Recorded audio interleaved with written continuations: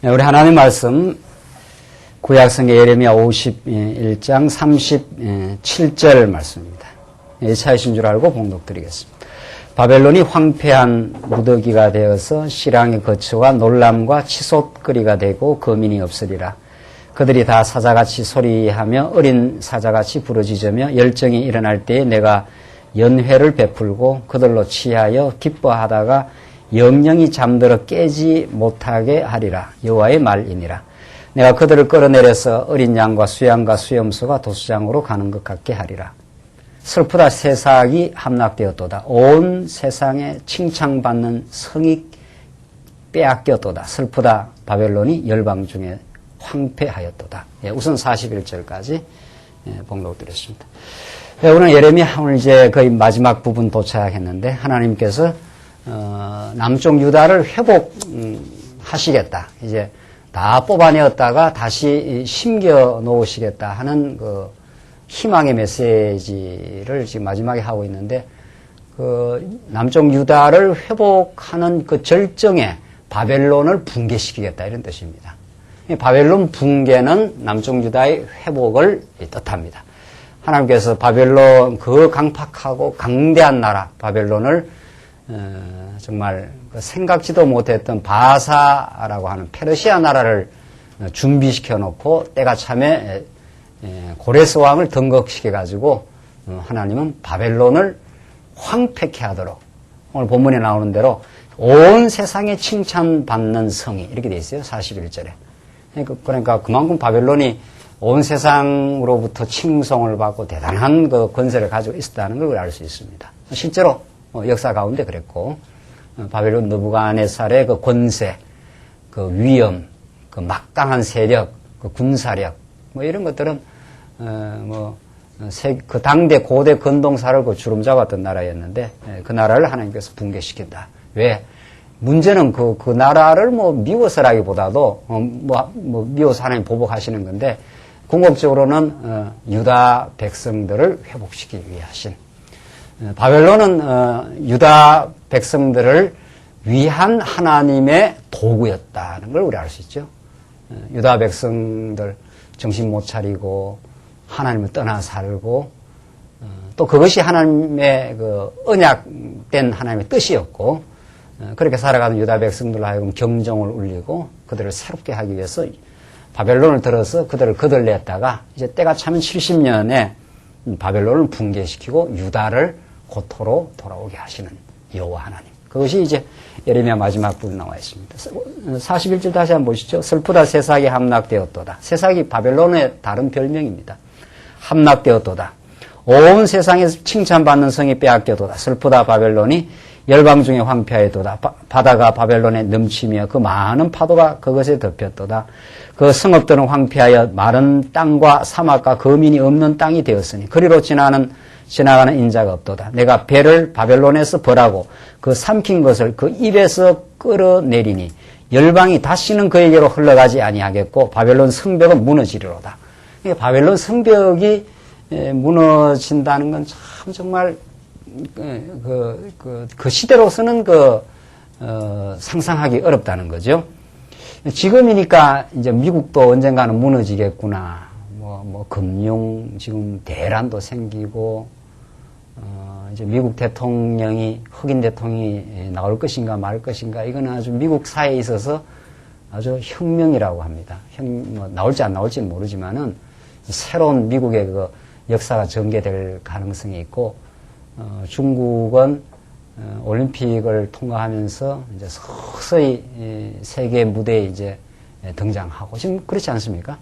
미국같이 저렇게 강대하고 세계를 지배하는 그 세력이 어떻게 앞으로 쇠약해질지 아마 우리는 아마 10년, 20년 지나가면 보게 되겠죠. 지금 바벨론이 그런 겁니다. 바벨론이라는 세력은 그 시대로서는 무너질 것 같지 않는 그러나 오늘 본문에 예레미야가 예언을 이 예레미야 예언은 무너지기 전의 예언입니다. 그러니까 바벨론의 함락 유다가 587년에 함락되기 전 이제 70년 후면은 돌아올 것을 이미 예레미야 후반부에서 예언했지 않았어요. 그러니까 한 70년은 더 가는 거죠. 바벨론이 70년은 더 강성한 바벨론이 느부갓네살이 와서 몇 차례 함락을 합니다. 유다를. 최종적으로 시드기야 때 유다를 뺑뺑 포위를 해가지고 2년을 포위했다. 오늘 본문에 나오는데 2년을 포위했기 때문에 견딜 수가 없습니다. 2년을 포위하고 그러니까 먹을 것이 다 동일하지 않겠어요? 그렇게 해서 강한 바벨론이었는데 70년이 지나면 그 성이 무너질 걸 이 예레미야가 지금 예언을 하고 있는 겁니다. 왜?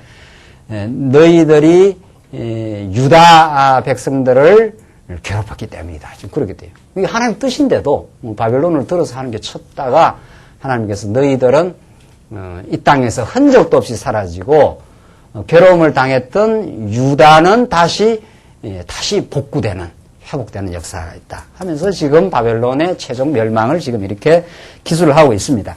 45절 계속 보시면은 선지자가 바벨론 패망을 모두 기뻐하게 될 것이라고 합니다. 그러니까 바벨론 패망이 남쪽 유다인 얼마나 해방의 날이 되는 거죠. 우리 일제 때 원폭이 떨어지고 일제가 무너져서 일본 천황이 1945년에 이제는 더 이상 견딜 수가 없고 우리 대한민국이 독립을 해라 이렇게 했을 때 막 태극기 들고 난리 났다는 거 아니? 우리 조상들이 다. 그런 거나 지금 마찬가지. 그보다도 더 한 거죠. 왜냐하면 남쪽 유다가 바벨론에 의해서 받은 상처는 엄청나거든요. 거의 많이 죽고 그냥 짐승 끌려가듯이 계속 끌려가고 그 왕은 옥사당하고 시드기야는 두 눈이 뽑히고 바벨론으로 끌려가서 옥에서 죽습니다. 이 시드기야 마지막 왕이. 이렇게 그 나라가 아주 그 나라의 정체성을 뒤흔들어 버리는 아주 그런 고통의 세월이었기 때문에 바벨론 패망은 남쪽 유다에게 엄청난 기쁨이 되는 겁니다. 45절 보시면 나의 백성아 너희는 그 중에서 나와 각기 나 여호와의 진노에서 스스로 구원하라.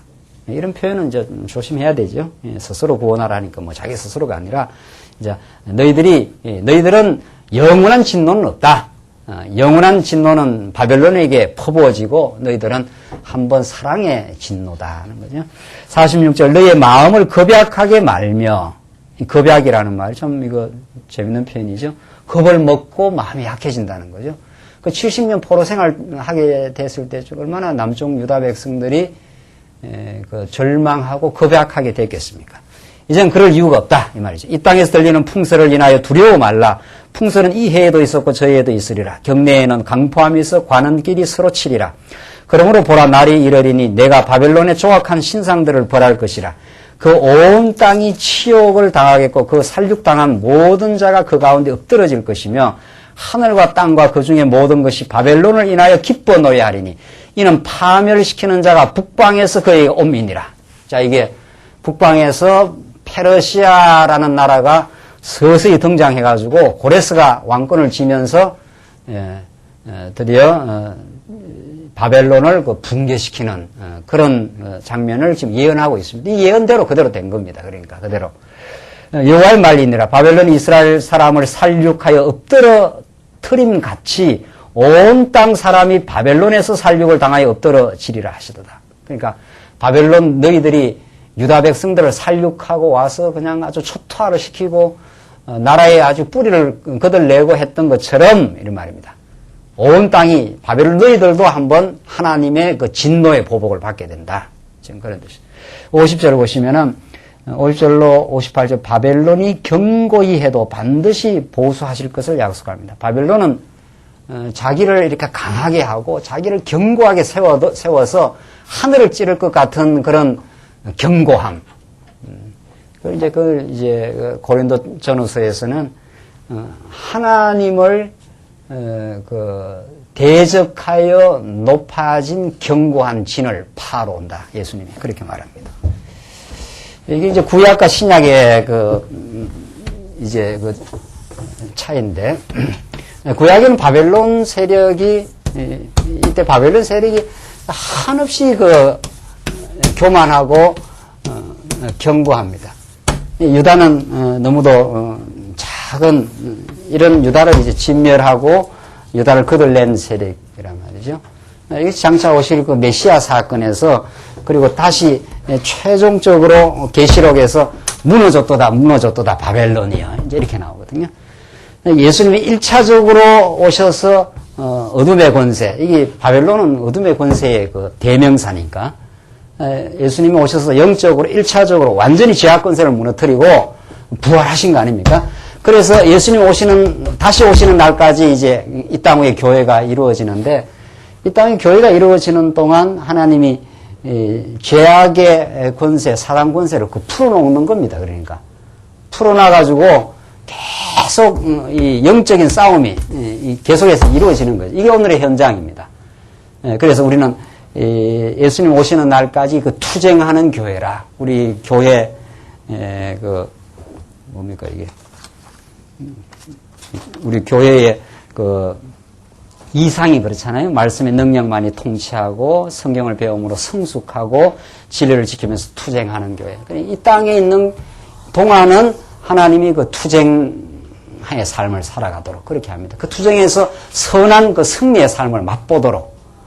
우리의 힘으로는 패배를 경험할 때도 있지만은 그 패배까지도 하나님은 그 깨달음을 주시는 거죠. 하나님 붙들어 주지 아니하시면, 이런 뜻이죠.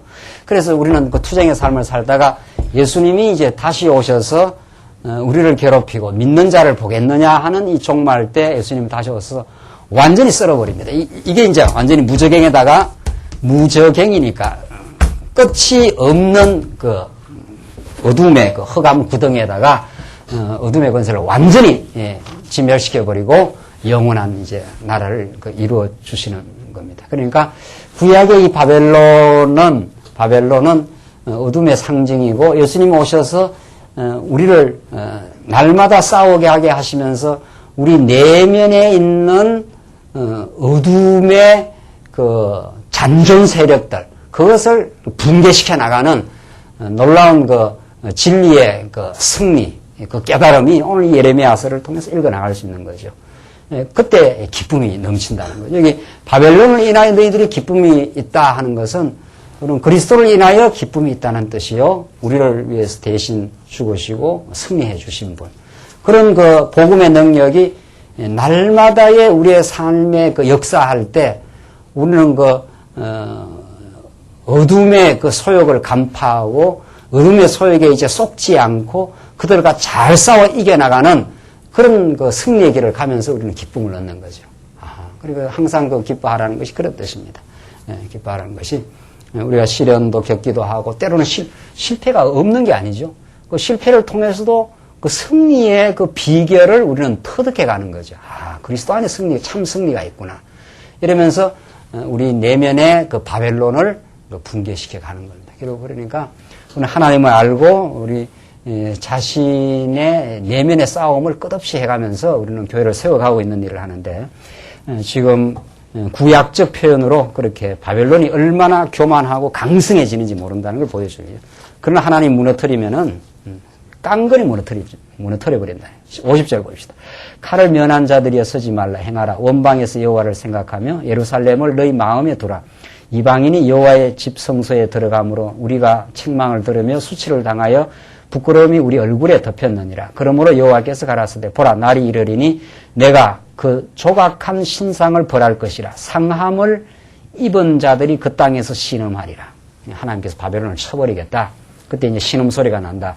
53절 가령 바벨론이 하늘까지 솟아오른다 하자. 이 바벨론이 이렇게 교만하고 어둠의 권세가 세상을 정복했다 이런 거죠. 예수님 십자가 돌아가실 때가 그런 시간입니다. 예수님을 십자가에 못 박고 헤롯 땅과 빌라도와 어리석은 민중들이 몽땅 합세해가지고 그 뒤에 사단 권세가 조정하고 있는 거죠. 사실은. 그러니까 그 사람이 자기가 자기 어떤 판단을 하고 있다 생각해도 예수 믿지 않는 사람들 그 뒤에 사단 권세가 조정당하고 있는 겁니다. 그래서 어둠이 이겼다 이랬단 말이죠. 그런 뜻입니다. 이게 바벨론이 하늘까지 솟아오른다 하자. 그 성을 높이어 견고히 한다 하자. 그 성을 막 높이 세워서 견고하게 세워놓고 우리는 뭐 장생불사할 것이다. 바벨론이라는 이 나라가 누가 바벨론을 무너뜨리겠느냐. 지금 그런 겁니다. 지금 멸망시킬 자가 내게서부터 그들에게 임하리라. 여호와의 말이니라. 이렇게 견고하고 하늘 끝까지 그 세력이 강한 것 같아도 다 때가 되고 세월이 지나가면은 다 풀잎에 그 맺힌 이슬처럼 다 흔적도 없이 살아간다. 이 야고보스가 말하는 인생들아 너희가 잠깐 있다가 사라질 안개니라. 이 정말 그 실감 나는 이야기죠. 예. 우리가 이렇게 지금 살아있는 것 같아도 하나님 부르시면은 정말 잠깐 있다가 사라질 안개인데 누구를 의지하겠느냐. 이게 이사야 예언이고 예레미야 예언이고 그렇습니다. 바벨론이 너희들을 지금 지배하고 그 강한 힘을 뽐내고 자랑해도 하나님의 때가 되면 하나님의 날이 오면은 흔적도 없이 썰어버린다. 지금 그 말이거든요. 54절 바벨론에서 부르짖는 소리여 갈대아인의 땅에서 큰 파멸의 소리로다. 이는 여호와께서 바벨론을 황폐케 하사 이 역사의 주인 여호와가 등장하시면 이 말이죠. 여호와께서 이게 주인 이게 진짜 성경의 주어예요. 역사의 주인이자 여호와께서 바벨론을 황폐케 하사. 이때 이스라엘 백성들 입에서는 말할 수 없는 찬양이 나오죠. 이야 저렇게 강대한 바벨론 저 바벨론 치하에서 우리는 돌아갈 수 없을 것 같았는데 그러나 이스라엘 백성들은 그 다니엘을 위시해서 도저히 돌아갈 수 없을 것 같은 상황은 돌아갈 수 없을 것 상황이었지만은 하나님의 약속을 바랐기 때문에 기도를 한 거죠. 그 때를 정해놓고 다니엘이 우리는 고토로 돌아가고야 말 것이다. 이게 약속에 근거해서 하나님 주신 신앙이었습니다. 그러니까 여러분과 제가 이 땅에 살면서 이 보이는 것을 그 소망 삼겠느냐. 그 바울의 외침이 그거 아닙니까? 우리가 믿고 오지 않은 건 보이지 아니하는 하나님의 약속의 말씀이라는 거죠. 그 약속의 말씀대로 하나님 우리를 지켜주시고 우리 영혼을 돌보아 주시고 우리가 심지어는 죽음에 이른다 하더라도 때로는 말할 수 없는 애매한 상황을 겪는다 하더라도 우리와 함께 해주실 그 약속을 믿는 거죠. 그 약속이라는 건 개념 아닙니까? 약속이라는 건 우리 눈에 보이는 게 아닙니다. 그 약속의 내용인 하나님 나라도 우리 가시적인 눈에 보이는 게 아닙니다. 오늘 우리 교회 생활도 하나님의 약속의 성취로 우리가 이렇게 하나님 나라 백성으로 살아가고 영원한 천국도 그렇게 소망하고 있습니다. 지금 오늘 마지막 바벨론을 황폐케 하시는 하나님. 이게 정말 유다 백성들에게 희망이요. 정말 그 고통의 70년 세월 가운데서도 붙들고 있는 말씀입니다. 여호와께서 바벨론 황폐케 하사 그 떠드는 소리를 끊으심이로다.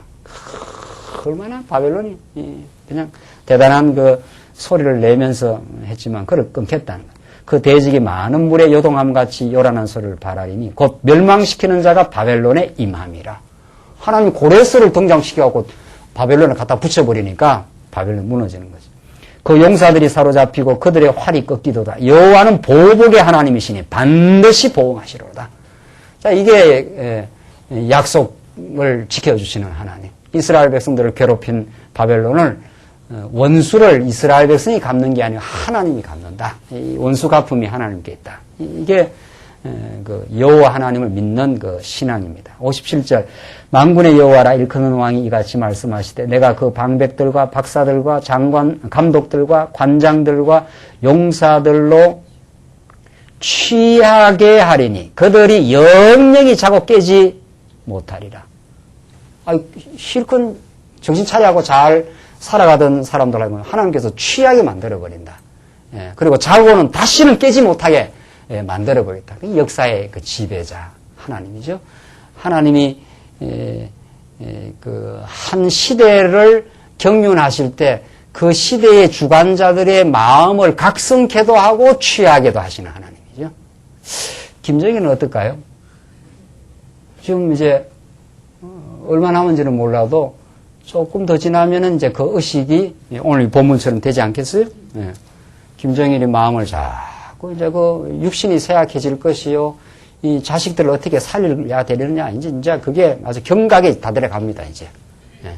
어떻게 해야 이 권력을 세습해야 자기 안전을 보장할 것인가.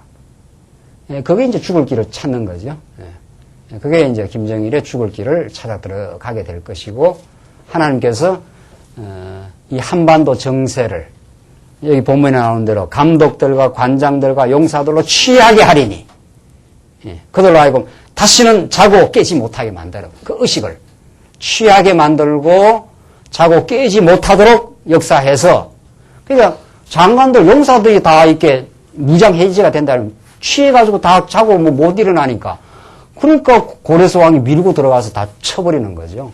바벨론이 원래처럼 막 다 강성하고 정신 차려 있으면 그 나라가 무너지겠어요?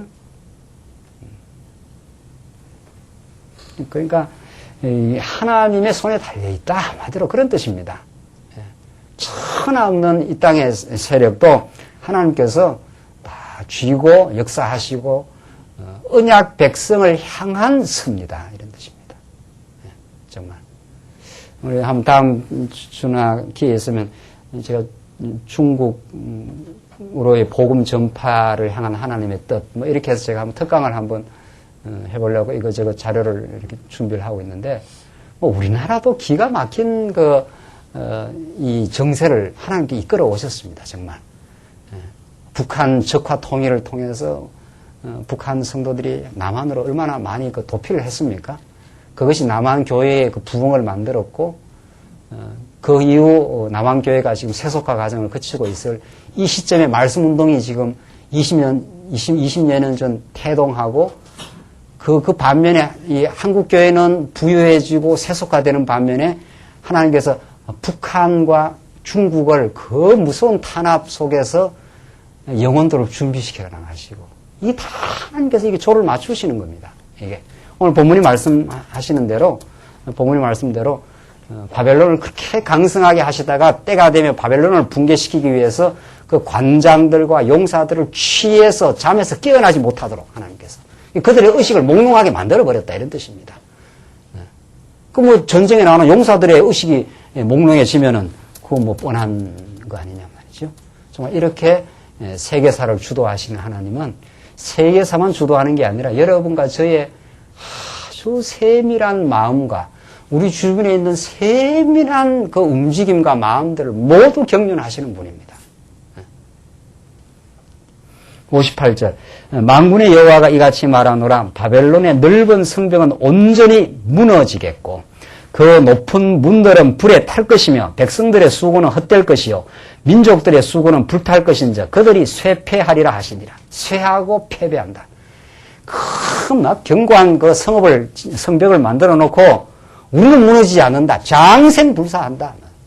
진시황이 막 장생불사하려고 불로초 신하들 시켜가지고 천년만년 살 것 같이 먹고 뭐 해서도 불로초가 뭔지는 몰라도 말이죠.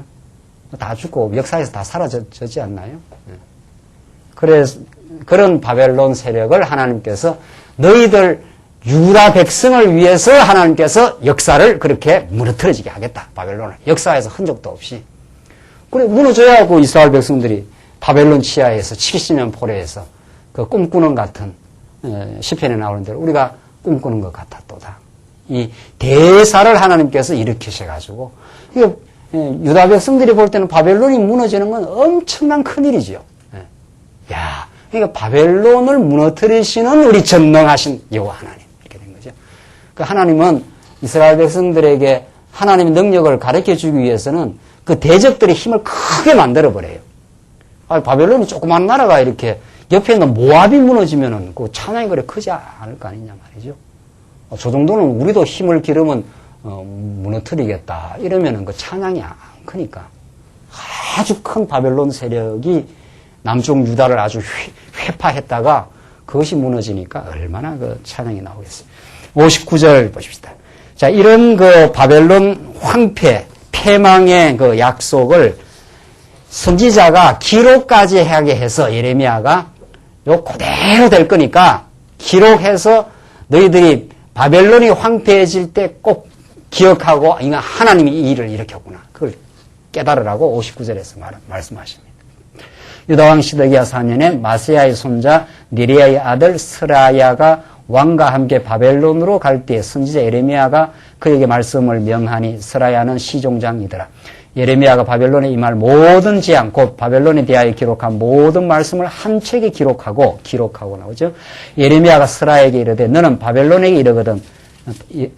이르거든 삼가 이 모든 말씀을 읽고 말하기를 여호와여 주께서 이곳에 대하여 말씀하시기를 이 땅을 멸하여 사람이나 짐승이 거기 거하지 못하게 하고 영영이 황폐케 하리라 하셨나이다 하라. 너는 이 책 읽기를 다한 후에 책에 돌을 내어 유브라데 하수 속에 던지며, 그러니까 책을 돌로 이렇게 꼭꼭 묶어가지고 유브라데 그 강가에다 던져버려라. 말하기를 바벨론이 나의 재앙 내림을 인하여 이같이 침륜하고 다 깔아앉고, 책을 돌로 묶어서 이렇게 강물에 던졌으니까 다 깔아앉을 거 아닙니까? 다시 일어나지 못하리니 그들이 쇠폐하리라 하라 하니라. 예레미야의 말이 이에 마치니라.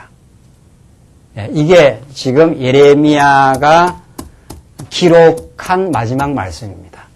그러니까 책에다 기록해서 바벨론이 이렇게 망한다 하는 걸 기록해서 돌에 묶어가지고 유브라데는 여기 아닙니까? 여기가 이스라엘 나라인데 여기입니다. 여기 유브라데스강 티그리스강 이게 메소포타미아 문명 여기거든요. 바벨론이 이 일대를 다 집에 삼켰으니까 여기다 가져가가지고 잡혀간다. 그러니까 예레미야의 전반부는 망한다 이 말 아닙니까? 거짓 선지자들은 안 망한다 하지만 예레미야는 망한다. 너희들 망하는 게 복이다 지금 그 말이에요. 참 어렵죠. 거짓 선지자들은 안 망한다 혹은 망하더라도 2년 만에 돌아온다. 이게 사상 발림이고.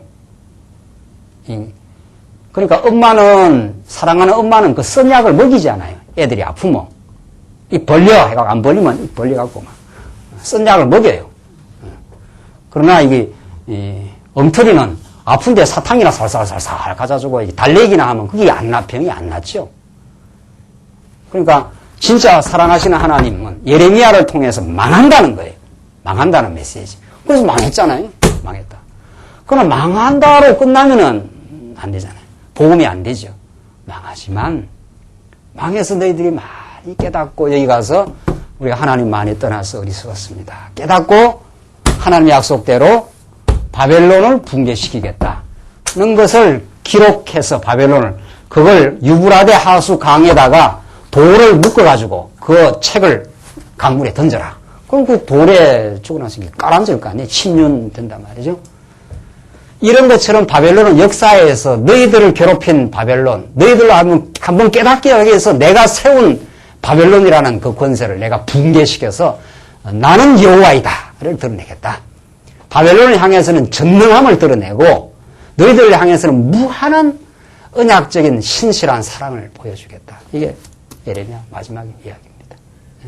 이 약속대로 역사는 그렇게 굴러갔고 그 강성한 바벨론은 무너졌고 그 위에 바사왕 고레스가 등극합니다. 52장 넘어가시면은 바벨론의 그 마지막 그 잔악상을 이 시드기야 때 바벨론이 어떻게 최종적으로 이게 이제 예언이 다 끝났어요. 그러면서 52장 마지막 부분에서는 이게 하나의 부록처럼 붙었는데 이 부록이 아주 중요합니다. 이 부록이 아니고 얼핏 봐서는 이제 예레미야를 통한 그 예언의 메시지가 다 지금 종결이 됐거든요. 근데 왜 52장에 계속 이 예언이 이루어지는가 하면은 시드기야 왕 마지막에 바벨론이 남쪽 유다를 얼마나 잔혹하게 거들냈는가를 보여줍니다. 이게 뭘 가르치겠냐 말이죠.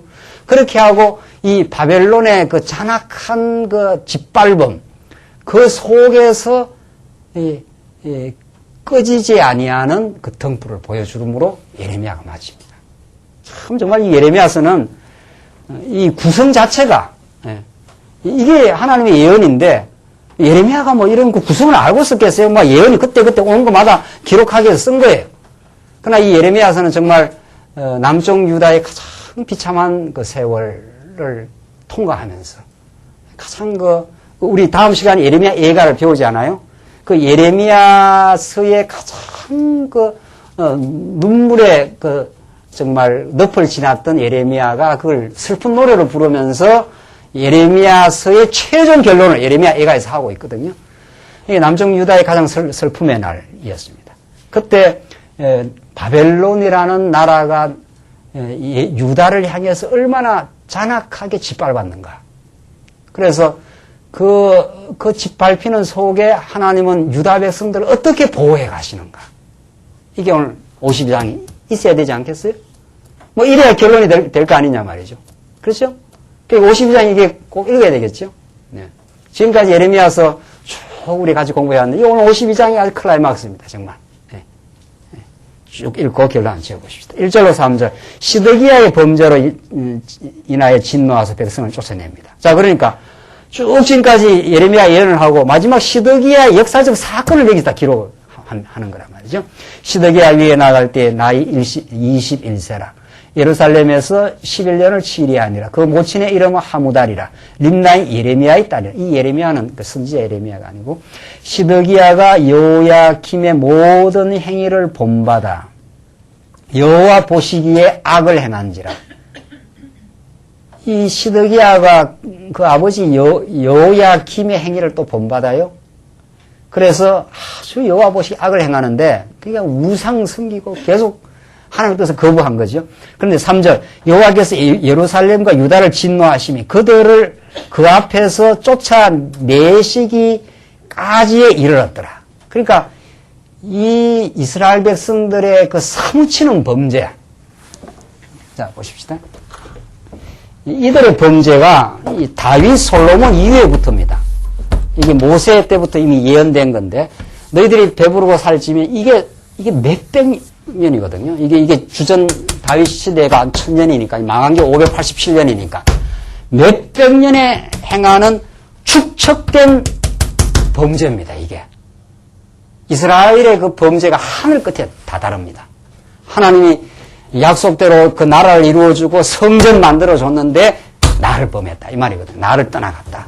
너희들을 그냥 이제 두지 않는다. 그래서 그 범죄가 얼마나 심각했는가 하면은 3절 보십시오. 여호와께서 예루살렘과 유다를 진노하시니 유다 가운데 그 예루살렘 유다의 그 성 아닙니까? 성전이 있는 곳이죠. 그 성전에다가 우상을 섬겼거든요. 성전에다가. 이런 너희들의 그 범죄를 하나님 간과 안 한다는 거죠. 어떻게? 그들을 그 앞에서 쫓아내시기까지에 이르렀더라.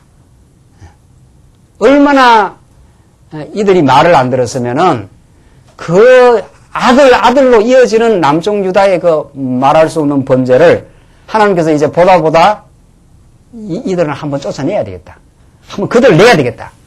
한번 매를 혼침이 나도록 한번 맞아야 되겠다. 이 말입니다, 지금.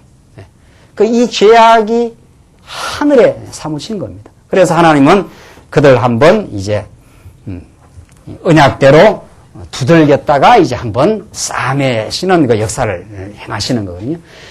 어떻게 시드기야 범죄를 하는가 한번 보십시오. 시드기야가 바벨론 왕을 배반하며 시드기야 9년 10월 10일에 바벨론 왕 느부갓네살이 그 모든 군대를 거느리고 예루살렘을 치러 올라와서 그 성을 대하여 진을 치고 사면으로 흉부를 쌓으며 성이 시드기야 왕 11년까지 에워싸였더니 9년에 쌓여가지고 11년이니까 2년 동안 아닙니까?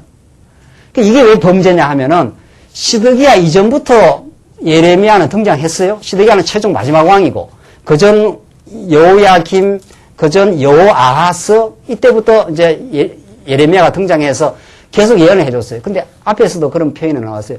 하나님이 선지자를 계속 보내어서 하나님의 뜻을 전달했음에도 불구하고 말을 들었다 안 들었다. 이 인간이 말 안 들을 때는 한만 해도 안 듣습니다. 그럴 때가 있잖아요. 예전에 저도 클 때 다 그랬고, 또 이제 큰 놈들도 이게 다 그런 거거든요. 이 아버지가 이게 한번 이야기를 해도, 이 기가 그런 걸 막혔다 그래요.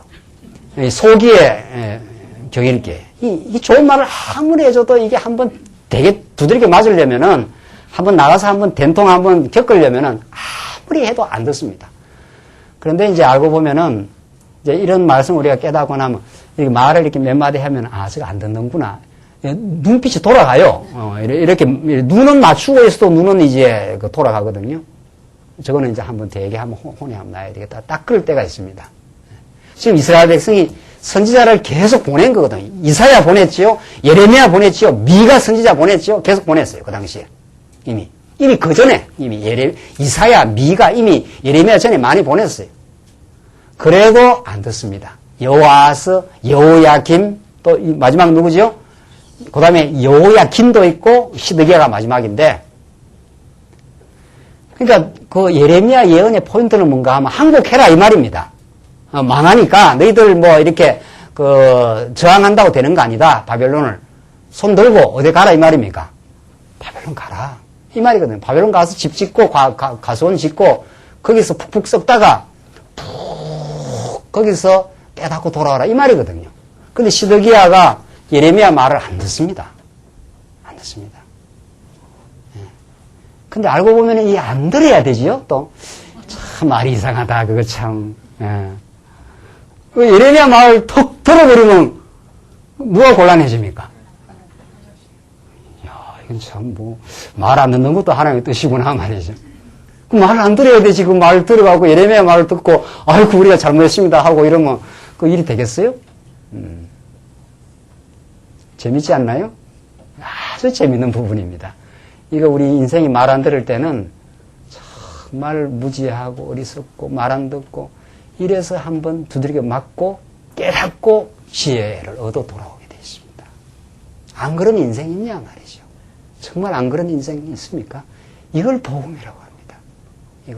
이것이 예언되어 있습니다. 이것이 모세를 통해서 약속되어 있습니다. 이것을 우리는 영원한 하나님의 작정이라고 합니다. 여기까지 안 가면 어떻게 우리가 복음을 깨닫고 우리의 죄악의 문제를 해결할 수 있느냐 말이죠. 이 하나님의 작정과 계획 가운데 우리로 하여금 은혜의 영광을 참여하게 하려는 하나님의 깊으신 계획 가운데 이 말 안 듣는 과정이 있다는 거 아니에요? 그러니까 우리가 너무 마음 상할 거 없어요? 말 안 들으면 자식들. 또 우리 주변의 사람들. 우리 딴에는 막 고면한다고 열심히 고면해도 제발 지금 이 말 듣고 좀 돌아오십시오 해도 안 듣고 안 돌아올 때가 있습니다. 그러니까 우리 뜻대로 안 되고 누구 뜻대로 됩니까? 말 안 듣고 한참 가는 것도 하나님께서 더 좋게 하시려고. 그 말이 그런 뜻입니다. 비로소. 근데 그 좋게 하시려고 라는 말 속에는 많은 아픔도 있고 그렇습니다. 무조건 좋게 한다니까 지금 어려운 아무 문제도 없이 좋게 한다 이런 뜻이 아니고 무너지기도 하고 통곡도 하고 70년 포로도 겪고 돌아오기도 하고 그렇습니다. 지금 그 말이거든요. 그 바벨론 왕을 배반한다고 되는 게 아니거든요. 그래서 이게 예언된 대로 지금 가고 있습니다. 6절 그 4월 9일에 성중에 기근이 심하여 그 땅 백성의 식물이 진하였더라. 2년 동안이나 사로잡혀있으니까 살아남겠어요? 갈대아인이 그 성읍을 에워쌌더니 성벽을 깨뜨리며 모든 군사가 밤중에 두 성벽 사이에 왕의 동상 견문길로 도망하여 뺑뺑 2년을 둘러쌌으니까 살 길이 없는 거죠. 도망하여 아라바 길로 가더니 갈대아인의 군대가 시드기야 왕을 쫓아가서 여리고 평지에서 미침해 왕의 모든 군대가 그를 떠나서 흩어진지라. 도망친들 이게 되느냐 말이죠. 바벨론 동일한데 이들이 다 이미 성을 뺑뺑 둘러싸가지고 도망치는 쪽쪽 따라가서 섬멸작전을 지금 하고 있는 거죠. 왕이 도망쳐도 군대가 다 흩어져 버리니까 살 길이 없습니다. 9절 그들이 왕을 잡아가지고 하맛 왕 림나에 있는 바벨론 왕에게로 끌어가며 그를 신문하니라. 너희는 왜 배반했느냐 하면서 이제 바벨론 왕이 이제 그 시드기야를 굴복시켜 놓고는 이제 신문하는 거예요. 이 수치의 시간, 이 말할 수 없는 남쪽 유다의 국치의 날입니다. 그러니까 그야말로 아주 나라가 온통 지금 수치를 겪는 이 시간이. 자, 이게 도대체 무엇을 우리에게 가르쳐 주는가? 남쪽 유다의 최대의 비극의 시간, 이 수치의 시간, 이것이 장차 무엇을 지금 예언하는 메시지냐? 지금 이게 중요해요. 지금 구약은 최종적으로 무엇을 지금 약속하고 우리에게 복음의 메시지를 전달하느냐? 이 말이거든요. 지금 잘못한 건 지금 이스라엘 백성들 아닙니까? 그래서 왕이 지금 신문을 당하는데 10절 왕도 잘못했고 바벨론 왕이 시드기야의 아들들을 그 목전에서 죽이고 참 이 시드기야가 이게 정말 이제 못 볼 걸 보는 거죠 정말. 또 림나에서 유다의 모든 방백을 죽이며 방백이라는 건 장관들입니다. 그러니까 아예 아주 이제 나라를 거들내요. 아들 죽여버렸죠. 아들은 죽어있으니까 왕통이 끊어진 겁니다. 방백을 죽인다는 건 그 나라의 그 세력을 다 끊어버린다는 뜻 아닙니까? 뭐 방백이라는 거 우리나라로 말하면 도지사 뭐 이런 거예요, 전부. 장관들, 이런 이야기들. 그 다음 11절, 시드기야의 두 눈을 빼고 사슬로 결박하여 바벨론으로 끌어다가 그 죽는 날까지 오게 두었더라. 아예 나라의 족보를 끊어버린 거예요. 왕을 죽여버렸으니까. 옥중에서 두 눈 빼고 그냥 죽을 때까지 옥에다가 가두어버린 겁니다. 이게 남쪽 유다에게 하나님께서 퍼붓는 이 진노의 모습입니다. 이 진노의 모습. 12절 보십시다. 12절로 16절 이제 그 이어지는 여기까지는 사람 이제 왕이 죽고 이런 거고 그 다음부터는 그 나라 전체가 거들나는 모습을 자세하게 기록하고 있습니다. 보십시다. 바벨론 왕 느부갓네살의 19년 5월 10일에 바벨론 왕의 의전 시위대 장관 느부사라단이 예루살렘에 이르러 여호와의 전과 왕궁을 불사르고 예루살렘의 모든 집을 귀인의 집까지 불살랐으며 시위대 장관을 쫓는 갈대아인의 온 군대가 예루살렘 사면 성벽을 헐었으며 시위대 장관 느부사라단이 백성 중 비난한 자와 성중에 남아있는 백성과 바벨론 왕에게 항복한 자와 무리에 남은 자를 사로잡아 옮겨가고 빈천한 국민을 남겨두어 포도원을 다스리는 자가 농부가 되게 하였더라. 그러니까 성전, 왕궁 다 무너뜨렸어요. 지금 에스라가 돌아와서 짓는 게 이렇게 되어 있거든요. 이게 에스라가 돌아와서 성전을 이렇게 짓고 이게 엄청나게 큰 겁니다. 이렇게 이 그림은 이렇게 그려도 큰 거예요. 그리고 이걸 둘러싸고 있는 게 이게 성곽입니다. 이 예루살렘 이 성곽입니다. 그러니까 바벨론이 와서 성전 무너뜨리고 왕궁 무너뜨리고 성벽 다 헐어버리고 이거 다 헐어버려요. 그래서 느헤미야가 돌아와 보니까 이 성곽이 다 무너져 있었다 이렇게 됐습니다. 폐허가 됐어요. 뭐를 생각하면 됩니까? 6.25 때 그냥 서울 시내가 완전히 그래 폐허가 된 그런 모습입니다. 그렇게 해서 70년이 갑니다. 그리고 시대 장관 느부사라단이 와가지고 성중에 남아있는 백성 무리 몽땅 끌고 갑니다. 끌고 가고 빈천한 사람들 조금 이렇게 남겨둬가지고 여기서 농사나 포도원이나 짓도록 그렇게 만들어서 그러니까 백성 다 끌고 가지요. 왕궁 무너뜨렸지요. 성전 다 불살라버렸지요. 성벽 다 무너뜨려버렸지요. 나라를 아주 이렇게 거들내버린 겁니다. 그리고 대부분의 똑똑하고 이런 사람은 다 잡아가 버린 거예요. 그들은 자기들이 그 종으로 써야 되니까. 그 중에 다니엘, 사드락과 메삭과 아벳느고 이런 사람들이 있는 거 아니에요? 그러니까 그들이 잡아간 그 속에 바벨론은 그 잡혀간 포로 중에서 이 호랑이가 자라는 줄은 이제 몰랐는 거죠. 정말. 그 하나님이 지키시는 다니엘과 사드락과 메삭과 아벳느고 이런 그 사람들을 하나님께서 숨겨놓고 오히려 포로 치하 속에서 다음 나라의 건국을 위해서 준비시키고 하나님께서 보호해 가시는 역사. 이게 하나님이 지금 이 비참한 나라의 거들냄 속에 지켜가시는 하나님의 모습입니다. 이렇게 하나님은 남쪽 유다를 지켜나가신다 이런 뜻입니다. 이제 결론으로 달려가면 17절을 보십시오.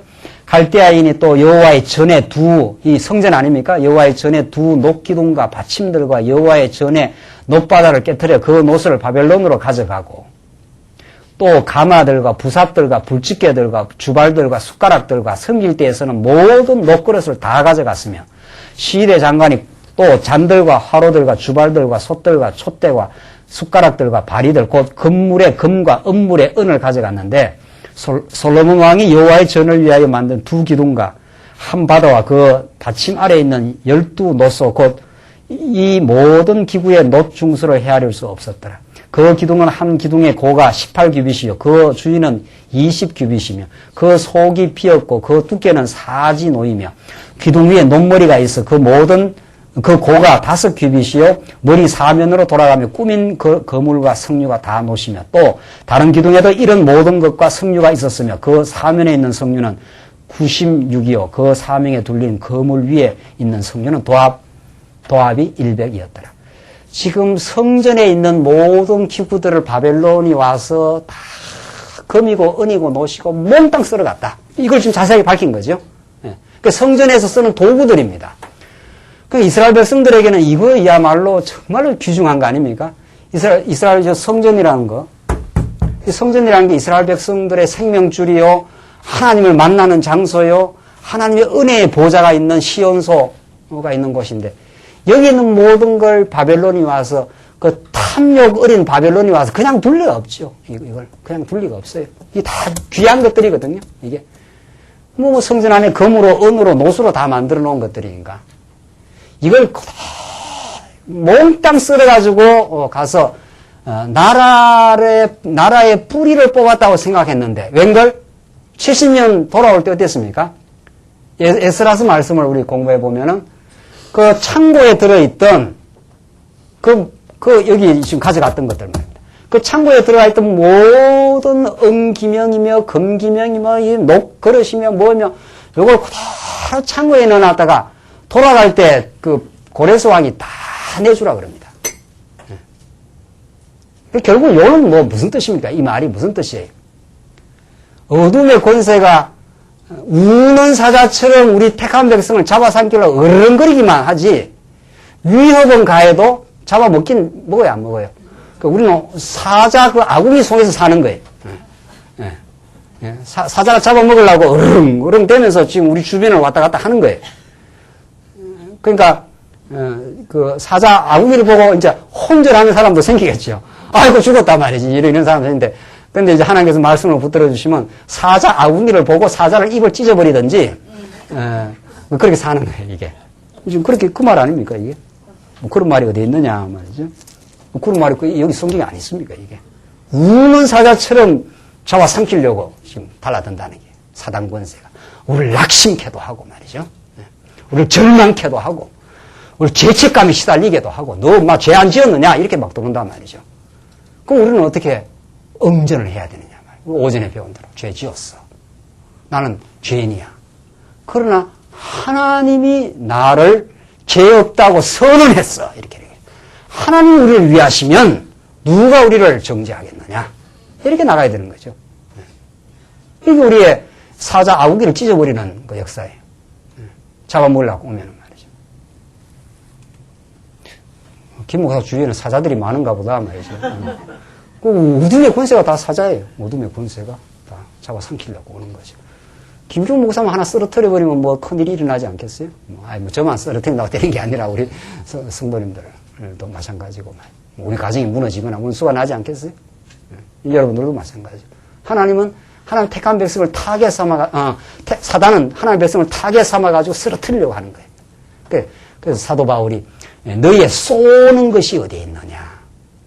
그 쏜다는 게 고린도 교회를 계속 쏘아대거든요. 옆에 사람하고 갈등하게 만들고 말이죠. 그 미워하게 만들고 하니까 부활의 권세가 그걸 이겨버리지 않았어요. 그래서 부활의 진리를 다시 가르쳐 주는 거거든요. 맞아. 내가 자꾸 그러는 건 이게 쏘는 독침에 맞아가 쓰러지는 거지. 예수님이 우리를 치유해 주시고 우리를 싸매해 주신 거죠. 그래서 우리를 하여금 이 다 잡혀갔던 이 은기면 금기면 이 녹그릇들을 고스란히 하나님께서 돌아오게 만드신 여호와 하나님. 이게 우리 에스라 느헤미야 우리가 배우게 되면 말이죠. 이 기가 막힌 하나님의 보호와 긍휼하심. 그 바벨론의 그 악바구니 같은 그 사자 굴 속에서 지켰다가 70년이 되면 돌아오게 해요. 돌아오게 해요. 우리가 이걸 믿는 거죠. 결론입니다. 24절. 시위대 장관이 대제사장 스라야와 부제사장 서바야와 문지기 세 사람을 잡고, 자, 이제 제사장까지 다 포박을 했어요. 또 성중에서 사람을 잡았으니 또 군사를 거느린 장관 하나와 또 성중에서 만난 바 왕의 시종 7인과 국민을 초모하는 군대 장관의 서기관 하나와 성중에서 만난 바 국민 60명이라 시위대 장관 느부사라단이 그들을 잡아가지고 림나 바벨론 왕에게 나아가매 바벨론 왕이 하맛 왕 림나에서 다 쳐 죽였더라.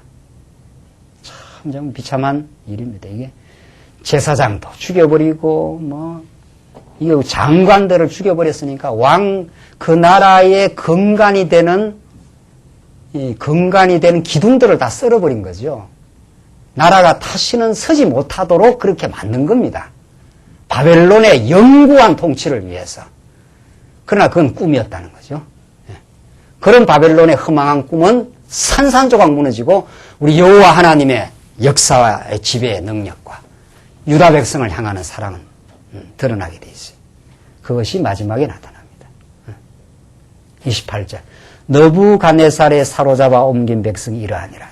제7년에 유다인이 3023이요 너부갓네살의 18년에 예루살렘에서 사로잡아 옮긴 자가 832인이요 너부갓네살의 23년에 12대 장관 느부사라단이 사로잡아 옮긴 유다인이 7045인이니 그 총수가 745인이니 그 총수가 4600명이었더라. 이 막 그냥 기라상 같은 이 그 이스라엘 백성들의 똑똑한 사람들, 장관, 힘 있는 사람들 다 잡아간 거거든요.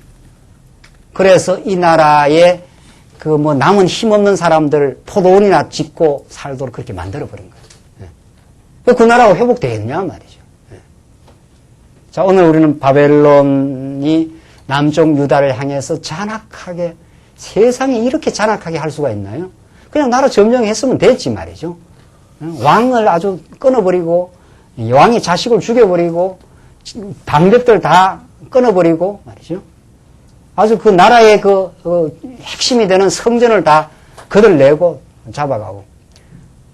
이런 그 비참한 그 역사, 이것이 장차 오실 메시아가 하나님의 백성, 택한 백성들의 죄를 걸머지시고 십자가에서 총체적으로 무너지는 장면입니다. 이것이 복음입니다. 예수님은 이스라엘 백성들이 이렇게 비참하게 무너졌을 때보다 더 비참한 모습으로 모든 택한 백성들의 죄를 걸머지시고 우리를 영원히 사해 주시려고, 그래서 하나님 나라를 우리 안에 이루어 주시려고, 다시는 우리가 어둠의 권세에 아주 잡혀가지 않도록 위협 가운데는 있지만은 우리를 보호하시는 하나님. 그것이 31절 마지막에 나옵니다. 유다왕 여호야긴이 사로잡혀간 지 37년 곧 바벨론 왕 에윌무로닥의 적이 원년 12월 25일에 그가 유다왕 여호야긴을 옥에서 내어놓아 그 머리를 들게 하고 그에게 선이 말하고 그의 위를 그와 함께 바벨론에 있는 왕들의 위보다 높이고 그 죄수의 의복을 바꾸게 하고 그 일평생에 항상 왕의 앞에서 먹게 하였으며 그의 쓸 것은 날마다 바벨론 왕에게서 받는 정수가 있어서 죽는 날까지 곧 종신토록 끊이지 아니하였더라. 자, 이게 예레미야의 마지막 하나님께서 꺼져가는 등불을 끄지 아니하시는, 여호야긴은 시드기야의 조카입니다. 이 여호야긴도 하나님 앞에 범죄를 했었는데, 여호야긴을 대신하여 그 아잡이, 그 삼촌이거든요. 이 시드기야가 마지막 왕으로 씁니다. 그 여호야긴이, 시드기야가 다 잡혀갈 때 잡혀간 거예요. 근데 시드기야는 옥사했는데, 옥에서 죽였는데, 여호야긴은 옥에서 살아납니다. 어느 왕 때, 느부갓네살 이후에 에윌무로닥 왕이라는 그 이후의 왕이, 마음이 이렇게 풀린 거죠. 그래서 이 왕은 좀 살려줘야 되겠다 해서 지금 살려준 거예요. 그렇게 예레미야가 끝나지 않나요? 지금 그렇죠? 그래서 34절에 그의 쓸 것은 날마다 다 바벨론 왕에서 받는 정수가 있어서 죽는 날까지 곧 종신토록 끊이지 아니하였더라. 이렇게 해서 예레미야가 딱 끝나요. 그 참 이상한 거죠. 바벨론의 아주 잔악한 짓밟는 모습 말이죠. 남쪽 유다를 아주 혹독하게 짓밟는 모습을 보여주고 여호야긴 왕이 옥중에서 나와서 보호받는 장면을 하고 딱 맞지. 그 디엔드 하고 이제 끝났어요. 독자들이 상상하라 뭐 이렇게 되는 거예요. 얼마나 멋있나요? 이게 뭐냐면 바벨론이 남쪽 유다를 혹독하게 다루고 이렇게 잔악하게 나라를 거들냈어도 하나님은 이 나라를 지켜.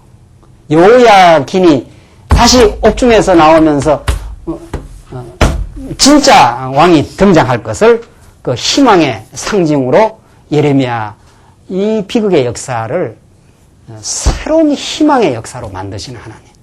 이 절망을 주신 하나님께서 인간의 그 절망이라는 것이 얼마나 우리를 겸허하게 만들고 하나님을 만나는 자리로 만드신 하나님. 그래서 여호야긴이라는 왕을 옥중에서 다시 나오게 하는 것으로 딱 끝나지 않아요? 예레미야가. 이것은 진짜 왕 중의 왕이신 이 여호야긴의 왕을 통해서 이 나라가 망하지 않아. 이 나라는 바벨론 통치하에서 아주 망하지 않고 다시 여호와 하나님의 살아계심을 증명해 주겠다. 그런대로 구약에서는 70년 만에 다시 돌아오는 역사가, 우리 신약에서는 예수님이 왕 중의 왕으로 이 왕의 이 남쪽 유다의 수많은 범죄를 통해서도 마지막 여호야긴이 옥중에서 다시 살아나오는 이 드라마틱한 모습을 보여주면서 장차 오실 진짜 왕, 우리를 영원히 다스려 주실 왕, 우리를 죄악으로 말미암아 아주 끊지 않는 여호와 하나님의 신실하심과 그 자비하심을 오늘 예레미야 마지막 부분에서 우리들에게 보여주고 계십니다. 하나님 살아 계셨고 하나님 절망을 희망으로 만들고야만 하시고 여러분과 저의 이 땅에서 죄악으로 말미암아 겪는 고통과 때로는 아픔과 우리 지난날의 모든 부끄러움과 죄책감을 전부 강물처럼 다 쓸어버리고 진홍빛 같은 우리 죄악을 정말 하나님께서 흰눈같이 만들어 주시겠다. 우리를 다시 고토로 돌아오게 하고야만 하는 여호와 하나님, 살아계신 하나님이 역사의 지배자라는 것을 여호야긴이 옥중에서 다시 살아남은 희망의 보루로 다시 그들은 돌아오야만 한다. 이것이 예레미야가 우리에게 가르쳐주는 메시아에 대한 언약입니다. 이 말씀이 우리는 어떤 삶의 절망을 때로는 고통의 시간을 겪더라도 우리는 반드시 승리하고야 말 것이다. 이것이 우리 예레미야서가 가르쳐주는 정말 참된 희망의 메시지입니다. 이 안에만 우리 삶의 의미가 있습니다. 기도하십시다. 우리 자비하신 하나님 아버지, 남쪽 유다에 혹독한 채찍이 있었지만은 그들 마침내 싸움에 쉬고야 마시고 여호야긴을 희망의 상징으로 남겨두심으로 그들을 아주 버리지 않고 사랑하시는 우리 하나님 아버지, 우리를 이 예수 안에 두셔서 우리의 삶이 어떠하든지 간에 우리는 영원한 하나님의 사랑을 그리스도를 통해서 확정받은 인생 되게 하심을 감사합니다. 이 진리를 우리에게 들려주셨사오니 이 진리를 부여잡고 새로운 전진의 삶이 되게 하시고 이 말씀 운동이 참으로 이 땅 위에 온누리에 퍼져갈 수 있도록 하나님께서 함께 하시옵소서. 예수님 이름으로 기도하옵나이다. 아멘.